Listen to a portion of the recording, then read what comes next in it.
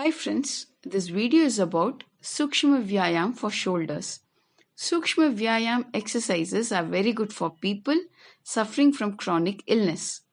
These set of exercises will be very effective for them as they won't be able to do tough exercises initially. We'll see the steps. Sit in Sukhasana. Place your palms on your knees. Start rotating your shoulders in clockwise direction and in anti-clockwise direction. Breathing should be normal. It is very good for frozen shoulders.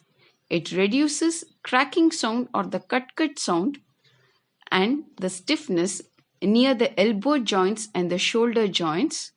It is very good for people suffering from cervical.